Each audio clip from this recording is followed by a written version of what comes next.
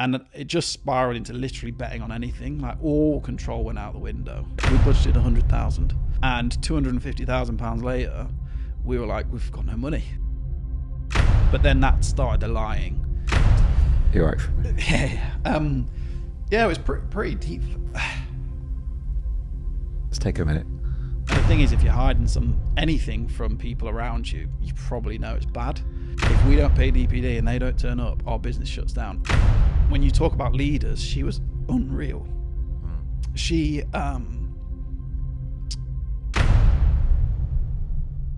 Hello and welcome to Leaders in Disguise. I'm Gary Parsons and I only have one rule for you. Please be kind to our guests. To be brave and vulnerable in a world where stigma still exists, I ask you to listen carefully and celebrate their success with me. In this episode, I caught up with a highly successful and serial entrepreneur, Trent Peak. He's currently at the helm of We Are Fulfillment, a third-party logistics provider, a bit like Amazon, but I'll let him explain how all of that works. Trent has been open about his history with gambling, lifting his mask and explaining the reaction of his now wife when it all got out of control. Most importantly, we chat about raising money for business growth and how Trent uses his story to uniquely position him with potential investors. I'm Gary Parsons and I'm on a mission to break the stigma of mental health and wellbeing for leaders. Please join me by spreading the word. Tell your friends, family, colleagues, and most importantly, tell your leaders. Together we can help shape their futures for the better.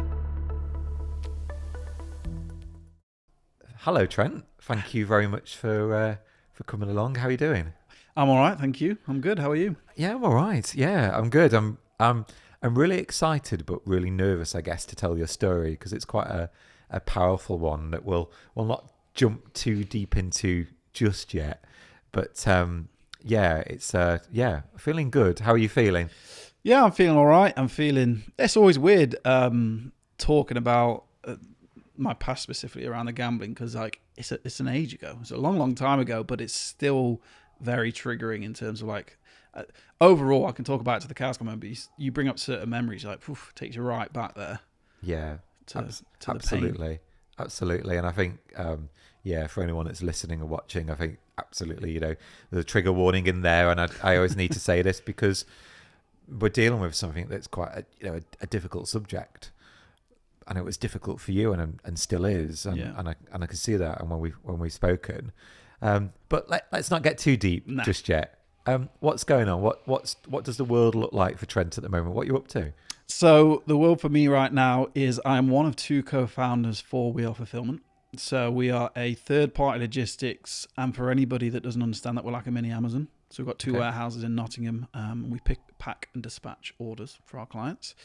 I have a beautiful wife that I got married to almost 9 years ago, which is mental, and a 2-year-old daughter. So wow. Life is good. Congratulations. Thank you very much. Absolutely. And it's so 3PL. Yeah, you're absolutely right. It's I knew what that was probably because of the world that I've been in a little bit as well. So third party logistics. I love exactly that. 3PL. So you're not taking on the Amazon of the world, but you. Oh, we are. Yeah, one day at a time. Oh, I mean, great. So how we got into it is that me and Richard had a couple of e-commerce brands ourselves and looked for somebody to fulfill our orders because one of them grew. We couldn't find a decent partner or what we thought was a decent partner, so we were like, screw it, let's do it ourselves. And like, if you'd have asked us 2.5 years ago whether we'd enjoy it or be passionate about it, we said absolutely not. No operations background, whatever. But now we are obsessed with it, and it purely because we get to work with so many founders and businesses, but also we get to see the back end of all these companies. So all these companies that on the surface are incredible, they're growing, the marketing's on point, the sales are on point. We get to see warts and all what behind closed doors is like, and it's fascinating. It sounds like you've basically started a business that would be quite a big headache. Logistics is known not to be a nice, straightforward business. So before we started recording, we were talking about the world of like Dragon's Den, and I ordered something that took weeks and weeks and weeks for stuff to come on. I'd come through the post. So there's a real pressure, isn't there? You are the guardian of people's brands to get that right. That if they don't go out, then Yeah, you're creating exactly. a And headache. I think that's the other thing that we've realised in terms of the importance. Because the other thing we're trying to do is trying to make our industry sexy to an extent, because it historically it's been quite boring and forgot about. But actually, like I say, it's so fundamental to like every business. And what we always say is like if a company switches off their sales agency or marketing agency, is a bit of a bummer, but it's not going to shut the business down. Yeah. If they turn us off or somebody equivalent, it literally shuts the business down overnight. It's So it's hard going, but I can see you enjoy it. I can see when you're talking about it, you're talking about it with lots of energy and lots of excitement. So how long has this been running for now? so we started trading February 2022, so Okay. 2 years and 2 months ago. And like I said, we kind of started it as a bit of a side thing because we were doing our fulfillment for our companies ourselves. All we did really was build a website and stick it out there. And because of what happened in terms of traction, we ditched everything else and went fully fledged WAF. Wow. I can relate to that. I always remember the day that we sat there and we thought, why are we running the payroll for everybody, for all of the people that we employ directly and all of the agency workers that we were sending out? And we said, why don't we just start offering this service? And now we've got a whole outsourced payroll bureau. The biggest we've had is like 1,200 employees. And you just think, yeah, if you know what you're doing and you're good at it, and like you say, you go out there and you struggle to find somebody that truly knows what they're doing, then yeah, just do it yourself. I think that's a whole cliche thing of entrepreneurship is like fixing a problem. Like looking back now, inadvertently, we accidentally found a problem that we ended up fixing. And also, it's just doing it. You can plan a business or whatever it is to high hell for months and months, but until you start it, you've got no idea. Does it come with any problems for you personally then? What, the business or yeah, what? yeah, I guess for you personally, and you've talked about your wife, out of 9 years, your 2-year-old, like that. I'm sure it can be quite a stressful environment for it to be in. Yeah, I mean, it's been a hell of a 26 months. Like, loved every second of it, but it's had its ups and downs for sure. So I suppose one of the biggest pain points was going from a place where it was me and Richard and a few other core members, and we ran the business by just being busy all the time and doing everything and getting stuck in and wearing lots of hats, to make that transition where you've got a proper structure and accountability and responsibilities, and you've got to stop kind of diving into every problem because that's not sustainable. Yeah. That transition's really hard because you've almost got to let people fail. There's that element of pressure, isn't there? And I think I always talk about athletes. They ultimately understand that pressure is great. They thrive on the pressure, but that can go horribly wrong. Has there been times where you thought, why am I even doing this? Yeah, I think the Regularly? I don't know. Well, there is. There were a while ago that the first one was like, we set the business up, so we needed a warehouse, we needed staff, we needed racking, all of that, and we budgeted 100,000. So we're like, oh, that'll be fine. Put it on a back of a cigarette pack, 100,000. So we put that into the business, and £250,000 later, we were like, we've got no money. So there was one specific memory. It was like June, almost 2 years ago, when we hadn't paid our DPD bill. And similar to like if we don't send orders out for our customers, it shuts the business down. If we don't pay DPD and they don't turn up, our business shuts down. Yeah. And we hadn't paid it. So we're like, what do we do? And Richard applied that day for a Tesco loan. And they were like, we take 72 hours to respond. Ooh. Fortunately, an hour later, he got accepted. Money landed in his account. Immediately sent it to DPD, rang them up saying, please send a vehicle. We've got all these orders to send. And yeah, that was the biggest hug ever. Wow. And it was so stressful, but it's also kind of exhilarating. Yeah, the adrenaline that comes with like going on stage or suddenly going, oh, this could be the end, or this part of the chapter that you're on. It's a personal loan. That's quite high risk, though. He must have had some, and you must have had some confidence. Like, I guess by the sounds of it, in his name is the confidence to say, I'll go and get a loan. Yeah, I mean, we both did that quite a lot in the first 12 months. We put a lot into it. So we ended up getting some venture capitalist money last year, which was great, which we needed that. And what a lot of that's been put towards is building a great team. So like we have people in the business that are way better than me and Richard now. And we know that, what you and want. we're in awe of them, and we kind of let them do their thing, and that they've all been funded by VC backing. Before that, we put everything in ourselves. So we kept growing, and we're like, oh, we turned over $1 million, we turned over this, whatever, but we've not had any money for a long time, which is like, that doesn't really correlate to one another. So we paid ourselves diddly squat until we got some VC backing.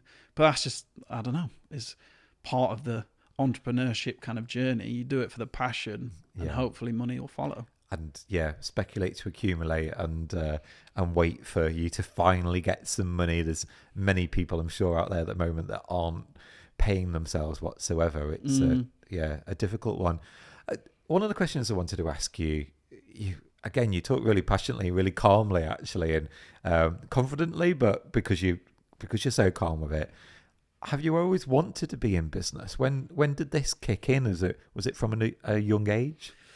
Yeah, I mean, I can bring up probably like a couple of examples of the cliches of like going to school and selling chocolate bars and all that, which there might be something to it. There could, I don't know. To me, it sounds a bit cliche, but I've always kind of done that. I remember selling things on eBay when I was younger. So can you remember when Sony had like their iPod? It really failed, but back in the day. Not the Walkman pod, I can't remember Something now. like that, but basically they had a cap on the volume, so you couldn't get it loud, but there was a way, and it was similar to like a GTA sheet. There was a way you could press up, down, left, right, and unlocks the volume. And so I found it on some weird website of how to unlock the volume of these Sony Walkman. And then I set up a eBay, and I would charge £5 per purchase of anybody wanting to unlock it. And I got like hundreds of people, and all I had to do was email them a code of how to do it. So yeah, there's maybe always been something like that. I think part of it as well is like I'm not very good at being managed, and I can't manage. So I can't be managed or manage other people. So that kind of doesn't leave any other option than kind of do my own thing, really. I guess you're managing okay. Well, managing, yes. I'm still bad at managing. Like, I avoid it at all costs. And there's other people in the business now that's so much better in terms of like, people need structure, they need roles, responsibilities, accountabilities. You need to follow up, you need to be clear, set boundaries. I can't really do any of that. I kind of just like drop a bomb and then clear off. But then it's everybody else sweeping up behind that are so critical to kind of being successful, really. What do you think your role is then as a leader? So and I can hear this negative talk, and I'd be really interested one day to ask them what they think about you. But what do you see your role as a leader then being in the business if you're not great at those things, admittedly? Yeah, I mean, we've had somebody recently join the business who me and Rich are both in awe of in terms of who they are, how they come across, their way of working. And their background is like Amazon, all these huge companies. And we're like, why have you come? Why have you moved house to come and work for We Are Fulfillment? And we've asked him that, like, to his face before. He's like, what you guys are doing and your passion, and you don't seem to think there are any boundaries to what you can achieve. That's really kind of, what's the word? He buys into it. He gets it. He wants to come on that journey. So in terms of my role, I don't know, I've constantly got ideas. Probably 90% of them are rubbish, but then every now and then 10% of them are good. So it's about exactly, yes, like the golden ideas, running them through other people every now and then. That's a good idea, let's go and implement it. And I'm a massive people person, like longer than 10 minutes by myself and I go crazy. So I love being around people. And one thing that's great, I enjoy being around people, but Rich has been quite clear with me, and it's one thing I've probably had to work on the most in the last 2 years, is like whatever mood I'm in, everybody else is in. So especially, and that comes one, because of my personality, two, because of the role that I hold is like, you have to be like, if you're in a bad mood, please try and manage that, because you will just dictate the office being in a bad mood. Yeah. And it's okay to have a bad day, but going round and sucking the life out of the office and making everyone wanting to go home is not great either, no. I guess. But but you want to be your authentic self, right? But not just manage it. I suppose now where we find ourselves, you have to do that. There are some sacrifices, and not complaining to the nth degree and just being quiet instead is just something you got to do. I guess we hear that phrase of emotional intelligence and being really aware of, or I simplify it for the non-psychologists out there, but I simplify that of just being just aware of your surroundings and how you are being. And I guess that's what you're developing over that. It's just that bit of self-awareness. Yeah, I think so. And again, like, because I got diagnosed with ADHD a year or two ago, what I'm really bad at doing is communicating my thoughts to somebody else. So like, if I have a thought, like I'm already at step 10. So people have to say, slow down. You may have figured it all out.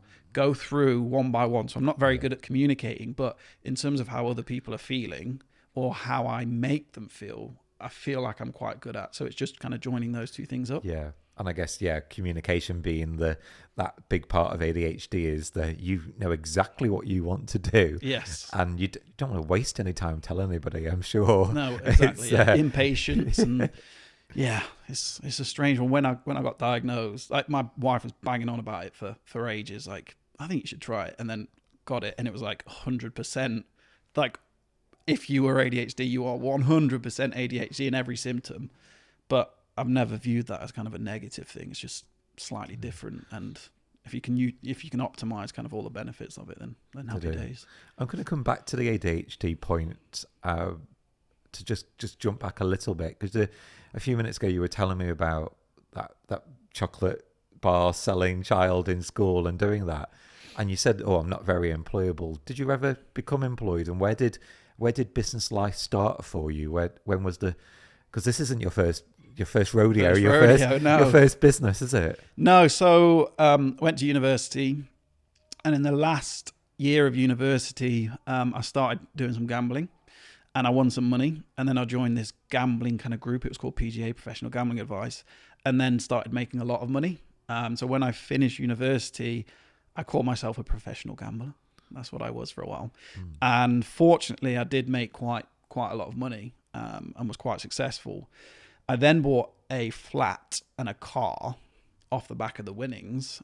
And if there was one thing that kind of changed my journey with gambling, it was probably that, if I was to pinpoint it down to anything, because from that stage, it was like I then had to win because I'd spent all of my winnings on a car and a house. It's like, well, now I need to fund my life. So rather than I gamble, not for fun, but I don't have to do it, I choose to do it, to then have to start winning is when I turned that corner and started losing a lot of money. And then that's when the problem kicked in.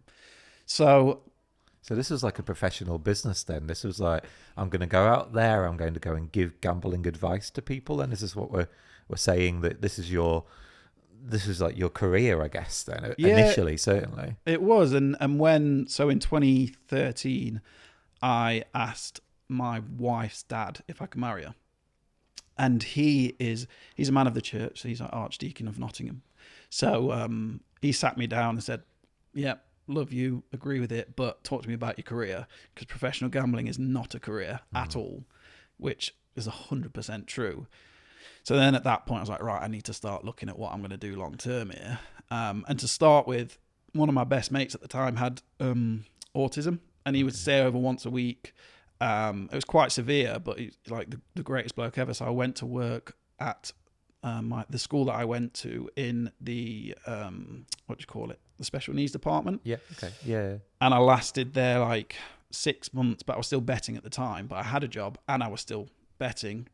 So I then left there to work for a charity. So I wasn't being paid, but it wasn't 9 to 5. It was like 10 till 3. Called, what were they called? This is good recording. But anyways, it was a charity that worked with adults with special needs, and it was quite fulfilling. But actually, 10 till 3, 4 days a week doesn't provide stability in your life, and that's probably where things spiraled on the gambling front. And I then got dragged into my parents' company. So that was my first proper job, I'd call it. So both me and my two sisters, kicking and screaming, ended up working for my parents, who'd started a company which was in print and marketing. They then retired, so I took over. And when COVID hit, our custom went to like 13% overnight, because all of our clients were the Range, Dunelm, this, that, and the other. They shut their doors. They didn't need print. that's when we kind of converted into the e-commerce stores. And I see. Richard came in as a project manager, who is now the co-founder of WAF. So it all kind of evolved through that journey of this didn't work, that worked, needed to do this, had a religious kind of view of going gambling's not great, but very supportive. Talk to me about the time for you where that professional gambling changed, where it took over your life, because I know that's something that impacted you quite considerably, didn't it? Where you suddenly it become out of control for you. Yeah. So like in the successful days, you look for places where you can get one over on the bookies, whether that's information they don't know or weird leagues, and you might have some, I don't know, you can manipulate odds or whatever it is, and that you got to be really, really strict with the bets you're placing, which is why we were winning. When I'd bought the flat and the car, I took out a loan to gamble with. What an idiot. Absolute idiot. So I took out this loan, and then I had 2 weeks to pay it back with like cooling off fee. Okay. And so I had to make money to pay it back, so I didn't have to pay any interest, which I did fine. But then again, still under pressure to make money. And it just spiraled into literally betting on anything. Like all control went out the window. There was one specific time where I was at a mate's house for a party because his parents were away, classic teenagers or 20-year-olds, something. And I lost £17,000 on the Europa League. And like, wow. If you've ever gambled or want to do it seriously, don't bet on major European leagues. It's a mug's game. They're always going to win with the way they set up odds. And I couldn't tell anybody because I was like, what would they say? Do you know what I mean? So yeah, that was pretty bad. What made you? What was the turning point for you, do you think, really, that went from that professional gambler to say, actually, I'll go out and do it? Was it because you, like you said, that you had the car, you had the house flat, and it's like you suddenly just went, no, I'm going to go out there and start going to get more? Was it? Do you think it was greed, or just like this kind of, I know what I'm doing, so you just said you bet on the thing that you shouldn't have bet on. Yeah. Well, it was, by that point, it was pure addiction. Like I was only doing it to fill that need. And like, I think that the turning point again was like, if you have £100,000 in the bank and you're like, I'm really clear, like these are my strict parameters for when I bet. And if I lose £2,000, stop there, move on to the next day where you've got emotions left on one side.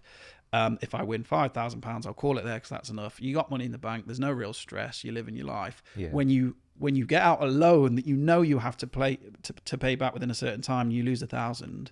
That's when the mindset shifts. Well, now I need to bet £2,000 to get that back. Oh, that's lost. £4,000. So you become almost like desperate. More and more desperate. That. And then I've watched lots of documentaries on gambling addiction before. When you become addicted, the grey matter in your brain changes, like the chemical makeup of your brain. So it's a proper illness, which is when I work with GamCare now, it's getting that across that it's not.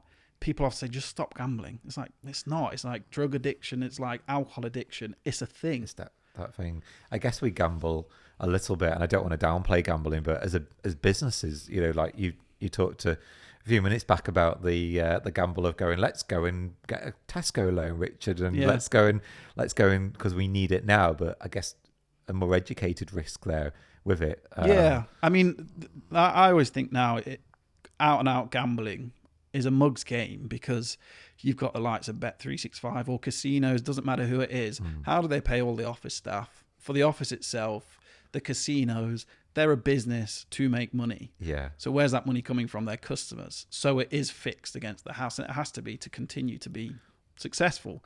Whereas, some people say, well, you're kind of just doing the same thing, but in the life of a startup. The difference is we're kind of in control of our destiny. It's within our skill set and motivation to be successful. Because the house isn't against us. Nobody's against us. We just need to do things correctly in order to be successful.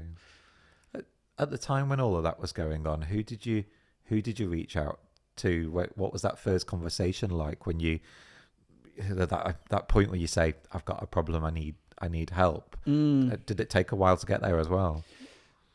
I think based off the first conversation that I had with my wife's dad, when it was like, this isn't a full-time thing, I then came forward and said, I'll stop before we get married. And then, so it was kind of like voluntary, but then maybe, I can't really remember the time, like a couple of weeks later, I started doing it again. So then you start hiding it because you vocalize that you're not doing it. And then that comes out. Oh, I've bet again. First time, that's fine. You said you wouldn't. Have you lost or won money? Sometimes won, sometimes haven't. But then that started the lying.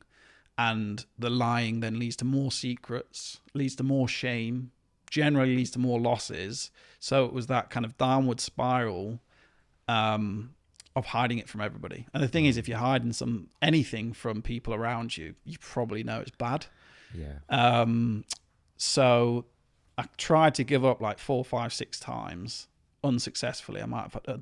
Well, in fact, I remember my wife held a party with all my family and her family, and she built me a cake that had 100 on it because it was 100 days without betting. Oh wow! And by the way, this is 100% my own fault, nothing to do with anybody else. But like a couple of days later, I started gambling again. Probably hadn't nothing to do with that event, but yeah, that was pretty brutal. Do you know? Don't know what the relapse was at that point then to do it. I guess if it's there and it's I don't know much about gambling, so forgive my naivety on it. I'd love to know more, but is there no real sign then? No, and the thing is, it's really difficult to explain why I then started gambling without coming across like I'm blaming the situation or somebody else. It was purely my decision. But whether it was the build-up and anticipation and this kind of big hurrah, look, you've made it, and you feel like you passed it, so you feel like you can control it and go back to it in a kind of calm manner, or the pressure of the situation, I really don't know. But it ended up, so the very worst time was, at this point, I wasn't managing any money, my own money, anything, because I couldn't be trusted, or I couldn't trust myself. But my wife went for an appointment in town. It was about a week before we were getting married, and she sent me the honeymoon money because we'd identified like a honeymoon. A lot of money. Happy days. And I went to the cafe closest to her appointment in town, and I spent it all on gambling within minutes. I deposited, I think it was like 1,500 quid. And because it was full addiction, first thing I saw, 50-50, bam, go for it, lost it all. And then her having to come back and tell her that, yeah, we're not going on honeymoon anymore. It was horrific.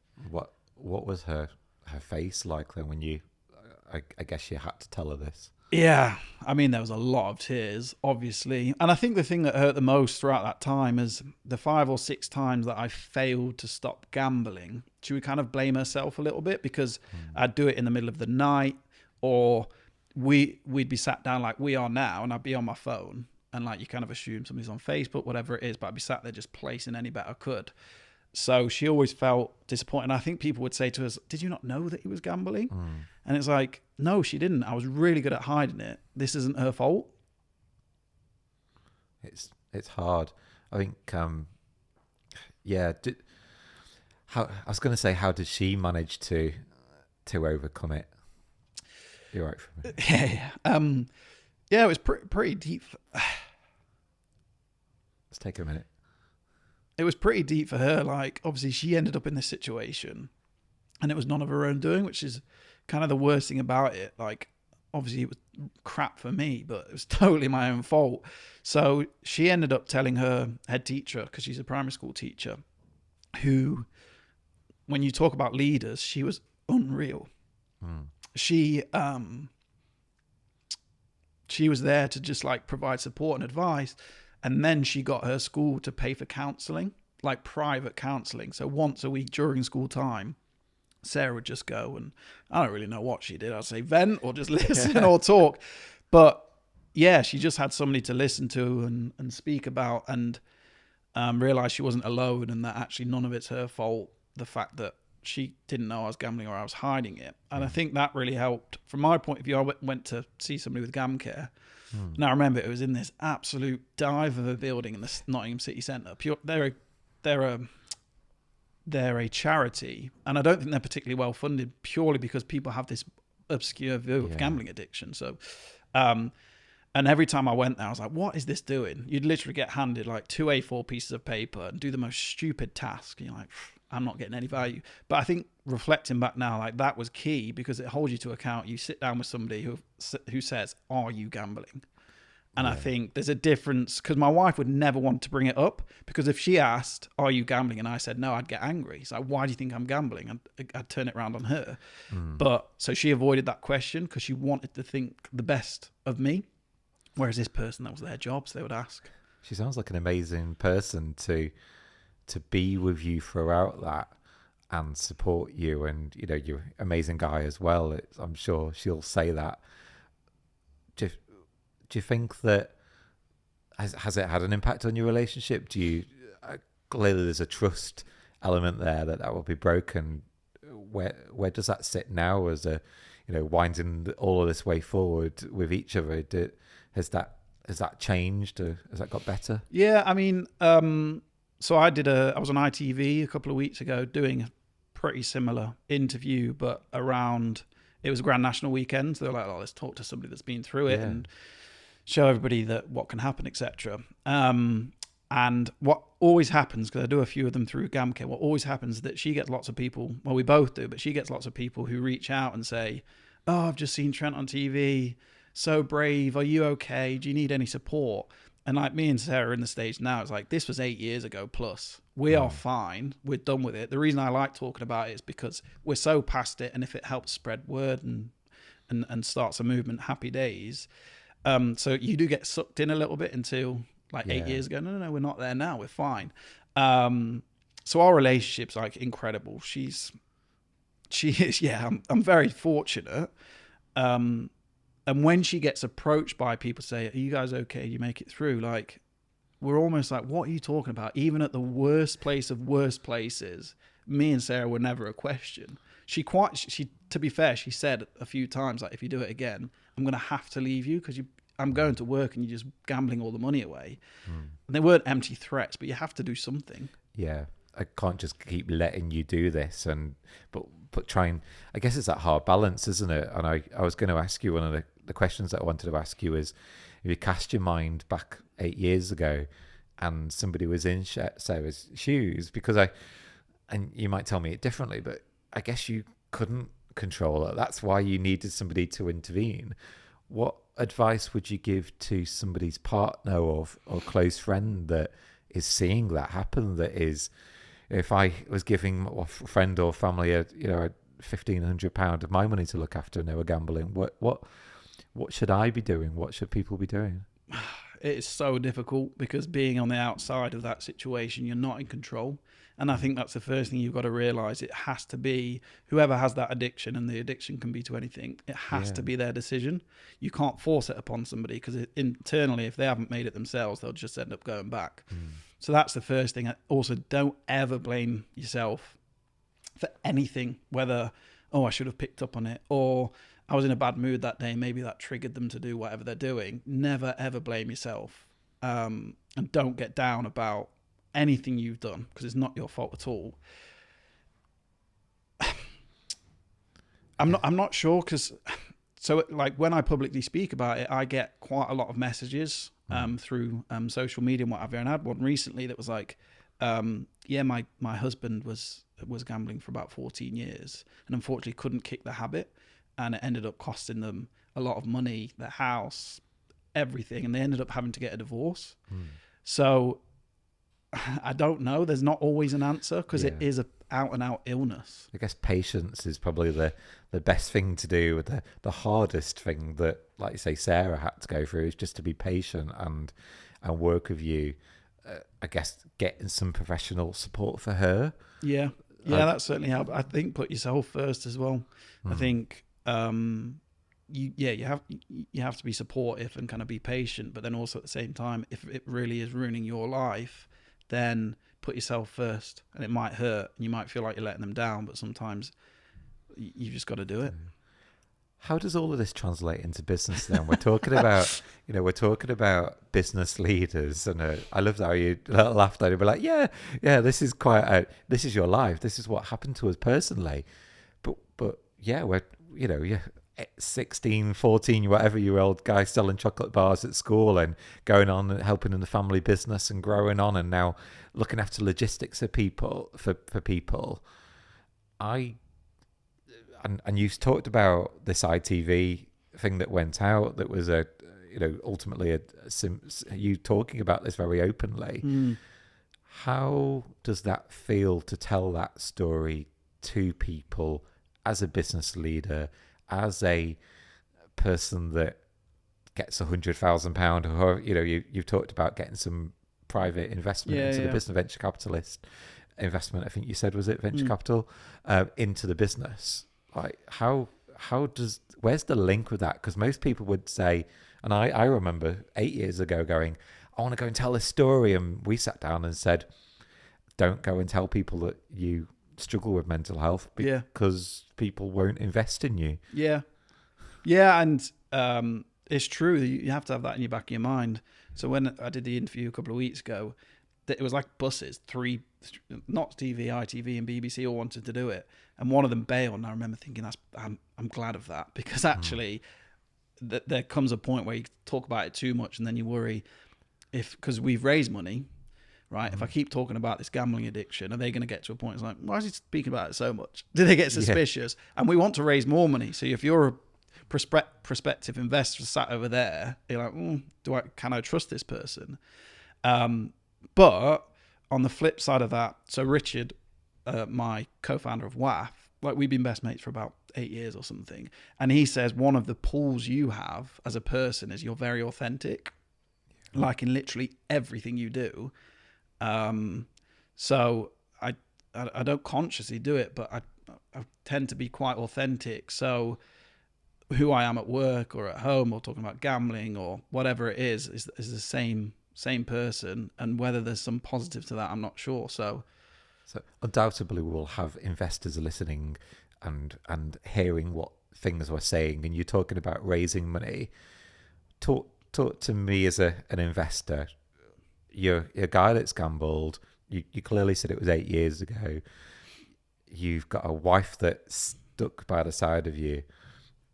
Why should I trust you with my money? What's changed in those 8 years? I think in terms of character traits, like I've got an addictive personality, clearly. I've got to own up to that. I've played a lot of Sims in my time. I've played a lot of Call of Duty. Committed to... exactly, yeah. I've gambled a lot. I've been completely ripped to the nth degree because I go to the gym every day. Like, I've got an addictive personality. So you have to face into that. It's like, right, I just need to... I need to focus this on a positive addiction. And that could be, we offer fulfillment, for example. So utilizing what could be seen as a negative, gambling addiction, turning it into addicted to work, healthily, may I add, not 24 hours a day. I know, so good. So you turned it into this positive side, and you're absolutely right there. We try and get that balance right. How do you find the balance between becoming, the guy with 100 ideas and 90% of them are ones that you probably won't go with, but we talked about those 10% of golden eggs that you've got.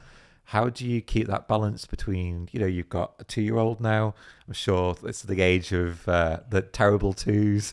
How do you keep that balance of work and keep that healthy side of it for you? I think what really helps is, like, I often think that I could never be in business alone. So I've worked at a family company and worked with a couple of other people before me, and Richard stumbled in by accident to this. And I often think with co-founders, there's 2 ways you can find a business with somebody else. One of them is completely strategic. Like, there's no real relationship there, but you are good at finance and sales. I'm good at marketing and operations. And this is what you need to do. This is what I need to do. And it's all about business. Shared goal is getting to X and then selling, whatever that might be. Completely business. The other flip side of being in a partnership with somebody in a business is trust, like 100 million% trust. And me and Richard trust each other implicitly to be working as hard as one another, to always have each other's back, everything. And I think because we've got that, it doesn't half the burden, but it certainly takes the burden off, because you've still got that person you can have an absolute bitch to, or moan about, or have a go at. Yeah, maybe. Exactly. Yeah. I'm sure you. Yeah, don't see eye to eye and everything, for sure. No, but we know that we love each other and we've got the best intentions for one another. So that really helps. And then in terms of, like, traits of taking what we spoke about and applying it to business, like, I've got a very active brain, and then part of it is I love proving people wrong, which probably is a really unhealthy way of phrasing it. So I'm kind of determined to make a success of whatever it is I turn my hand to. And you can get really deep here. Is that something to do with childhood or kind of your relationship with your parents and trying to prove them wrong? But yeah, that's kind of the burning desire of, I just want to be able to show people, look what I did. And you are doing it. You're absolutely doing it. You touched on the ADHD, and it's like that personality of going, I want to get this done, and maybe a bit of hyper focus in there, maybe of focus. But yeah, absolutely. I think as a little one starts growing up, and you've got these people coming into your business, I think it will calm down by the sounds of it for you. But well, I probably won't. I don't know why I'm saying that. Light I absolutely at the end of the won't. tunnel has been there for a long time. I think it just shifts. But what helps with it is that because I'm no different to who I am at work and at home, like I'm a bit of an idiot, and I like to have a joke and a laugh and make an arse of myself, both at home and work. I don't have to put on a mask, which doesn't mean I'm like exerting loads of energy being somebody who I'm not. That certainly helps with the balance. And like, I'm not working loads on a spreadsheet or on a business plan at home, but obviously your brain's constantly turning. So I think that's where the bulk of the work's done as well, is just these. Going forward, you said that you're expanding the business, and it sounds like it's expanding itself. Is there all of the money that you're raising and things like that? How, because these things don't, I'm trying to find the right words and the most sensitive words. I guess these things happen, and then going forward, there's that thing in the back of your mind that this, you can't have a relapse, it can't happen again. Great that you're 8 years down the line. I'm sure it won't. How do you manage your, I guess, let's take gambling off the table for a second. How do you manage your mental health as a leader? Because you have got that addictive personality, the super fast. These are the ADHD traits that we read in textbooks. How do you manage your mental health, and will you going forward really with the business? I don't know. It's not something I actively think about, because it hasn't been an issue for quite a while, and I feel very fortunate that I have got an amazing wife and child. Like, I love the business that I'm working in, and I've got an amazing co-founder. So life is really good. So I haven't really thought about what happens if, I mean, the worst thing, we had our first peak at We Are Fulfillment. So peak in our industry is Christmas, because everybody orders online and it just goes ballistic. And we weren't set up for it. So we ended up having to work like 18-hour days just in the warehouse, doing the best we could. It was an absolute nightmare. I ended up in hospital because that was so stressful, and I was not looking after myself. Okay. And I ended up on the drip. But Wow.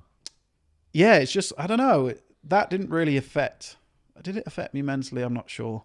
I think it's just. Was that stress induced then, or? I think it was stress, because it was long working hours, like 7 days a week, and we still weren't doing that good a job. So it's like, customers are pretty annoyed at us. We're kind of behind, but you're working so hard. It's like, there's no real positive here. So you feel pretty crap. But we got through that, and now we've got Craig, not to name drop, but he's fantastic. So yeah, I can't remember the question. So it's just about how to stop these things from happening, because it's a bit of a red herring question, really, because I guess you won't ever stop them happening, but more so like how you manage them going forward. Because if you are, like, say, peak season, I've been there myself, like, in different ways. It's Christmas is a horrible time for payroll and all the things that I've had to do over the years, and you have to gear yourself up for it, but you won't always get it right, and that's okay. But you've got to be kind to yourself. Yeah, I guess maybe the question I'm asking is, what mechanisms have you put in place to make sure that, like I say, gambling, I'm taking this off the table entirely, the gambling, but just generally just managing your mental health and your well-being, because not burning yourself out, not exhausting yourself, not falling into that trap of thinking, crikey, or you lose an order. These things, they are normal, as horrible as it sounds. These things normally do happen to people. I guess this learning from Christmas then, what's Trent going to do to stop things like this from, do his very best to stop, getting ill again going forward? So we're obviously, me and Richard are obviously quite fortunate that because we started this business, we can kind of set the tone and the culture and kind of what we're all about. And because, which by the way, don't say to investors that you're not financially motivated. Like, we kept doing it, but we got advice, don't ever say you're not financially motivated. But we said, screw that. We're going to be authentic and say we're not financially motivated, but we are determined to do something because this industry is crap and we're going to make it great. Money might follow one day, but that was a weird dynamic because companies want, VCs want to know, this is your valuation on this date. We're going to exit for this. This is our return. Happy days. So to say that, but anyway, because we started the business, we can kind of set the tone. And one of the big phrases that we have at work is we've got no room for egos in the business at all, and we're kind of very insistent if there's any sign of an ego. So that's somebody being somebody else than they're not, kind of dictating, being a no or know nothing, whatever that might be, they are gone pretty quickly. And me and Richard try and keep each other as humble as humanly possible, and constantly ridicule one another and be like, we are no better than any member of our staff. We're just doing something slightly different to them. Our motivation is different. Like, there's something really appealing about somebody that works in our operation, picking and packing 9 to 5, Monday to Friday. Their paycheck is what it is, but they are so content. I'm like, I would love to be you. Absolutely love it. And there's no wrong or right in that. Yeah. You're just a different person. So we're doing something slightly different because we've got different motivations. And I think that very much helps in keeping our feet on the ground. We're not getting carried away with it. Because if you get carried away and you do grow an ego, you've then got expectations that you have to live up to. Yeah. And that's where kind of the mental health can come in, because you start failing. Do you think there's a stigma in mental health for leaders out there? I know I'm saying there is, but do you see it? Do you feel it about, with people in the community as well as employees? I think there is, but I think that's changing. I think that's changing, especially over the last few years, in terms of it's okay, and actually it's not a sign of weakness. It's a sign of strength, and being vulnerable, because being vulnerable to be able to say you've got mental health issues or have had, go hand in hand. And everybody talks about vulnerability these days. It's like being open, that enables other people to be open and creates stronger relationships and more meaningful conversations. So it's definitely changing. I think even I have no facts against this, but even from like a generational thing, I think it's changing. If you speak to somebody that might be 20, 30 years older than us, no chance are they saying they've ever got any mental health issues. Well, they are slowly, I can assure you of that. But I think certainly it's a lot harder for people to say that because of the way that we've been conditioned. Yeah. It's great that seeing now that generations are coming through and they're talking about values and saying, I want to work for somebody that gets it, that is going to be I love the way that you talk about your authentic self, almost like you're doing that against the grain of going, no, if you don't want to invest in me because I care, then don't invest in me. Go down the road. You'll still get your return, and I'm sure you'll still present the slate of going, this is how much money you'll get back on this date. But you're like, but I do it because I enjoy it, because I care, and we're more purposeful and more purpose driven, and that's the change that I'm seeing in business and culture in generations. Yeah. Like if you're chasing money, you don't get the money and then all of a sudden your life's a success. You have to do it the other way around. There has to be a purpose behind it. Otherwise you'll just feel empty. Yeah. And we raised a seed round last year, and we're going to raise a Series A at the end of this year. And every person, advisor, whoever it was, seed stage, they are investing in you, like nothing else. Business plan is like mediocre at best. Your traction's mediocre. They're investing in you too. So it would be so difficult to go into a meeting like that and be somebody else, because you won't be able to follow up on that behavior. So actually you've got to be authentic, because if they don't like that, then they're not for you. This next round is more so on the business and the financials. We get that. Other people can deal with that. It's really inspiring. I was quickly running out of time, but just listening to you talk about that, there's so many people out there that are saying, I want to grow my business, I want to get investment, but I'm really scared of lifting that mask and taking that disguise off, and I want to be my authentic self, but what if I get judged? And just talking to you today, you've inspired me to, even though I was already there, I almost inspired me even more just to be like, yeah, I really want to go out there and just talk about it. And I hope that there are investors that will listen to this that will just say, do you know what? We are just normal. We are normal people. We are just the same as anybody else that we bump into the road, in the road. We will experience challenges along the way. And if we think that the people we're investing in don't experience challenges, then we're probably lying to ourselves. And they're setting themselves up for failure, aren't they, ultimately? Exactly. Yeah. So it's really inspiring to hear you say that. Some of the things that I love thinking about is everybody's the same when they're alone. Like, so you're the only person that has to deal with your own thoughts. You sleep with only yourself. So when you're going to sleep, what's the last thing that you want to think about your day? You want to be nice. Just be nice. And everything else slots into place. Be kind. I think there's a lot in the world we can get from kindness, and let's just look at people like humans and not just judge them on every part of what they do and pick at them.